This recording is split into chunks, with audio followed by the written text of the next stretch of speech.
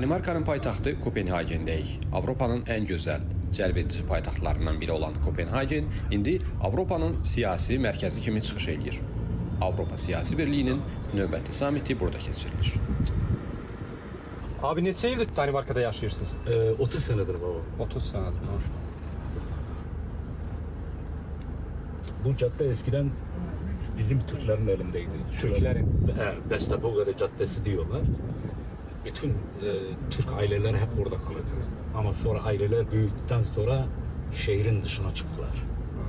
Şehrin dışına çıktılar. Türkler çok mu burada? Var tabii. Çok.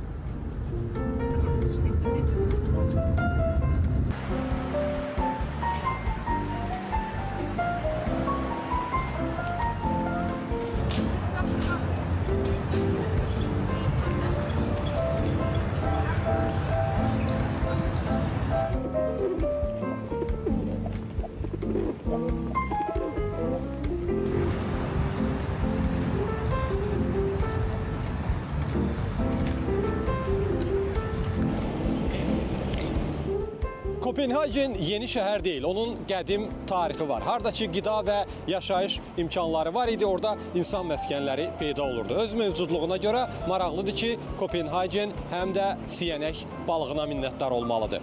Belə ki, şəhərin üzərində yerləşdiyi adaları ayıran boğaz həm də balıqçılıqla şöhrət tapmışdı və insanlar bu boğazın ətrafında, bu adalarda böyük məmnuniyyətlə məskunlaşırdılar.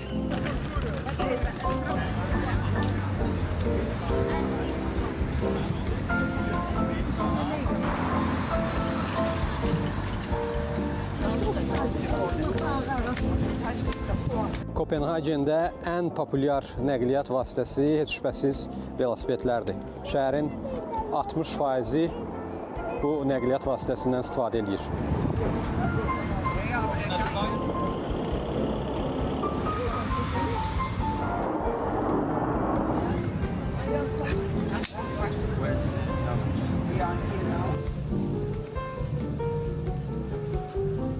Kopenhagen qədim balıqçıların vətənidir, həm də şəhər 2 ada üzərində yerləşir və onu bir boğaz ayırır.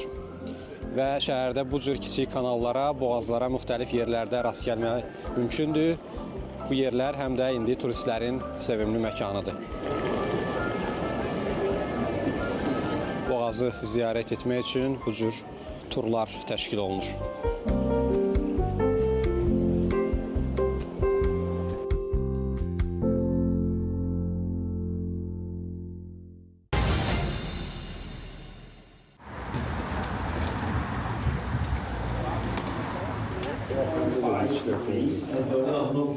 Ama bu stol düşəcəkdə sən oradan çəksən əgər. Avropa Siyasi Birliyi çərçivəsində Prezident İlham Əliyevin bir sıra iki tərəfli görüşləri də nəzərdə tutulur. Onlardan bir neçəsi məhz bu otaqda keçiriləcək.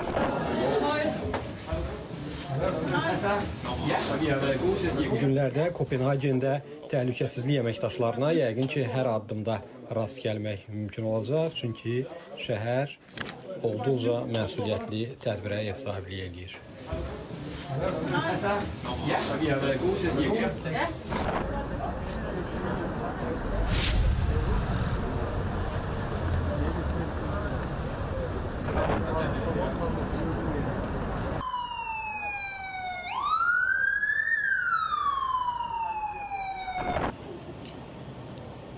Prezident İlham Əliyev artıq Avropa Siyasi Birliyinin samitində iştirak məqsədi ilə Kopenhagendadır.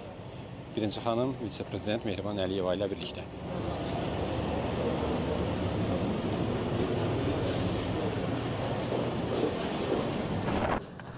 Belə iki tərəfli görüşlərdən biri Moldova prezidenti Maya Sandu ilə keçiriləcək.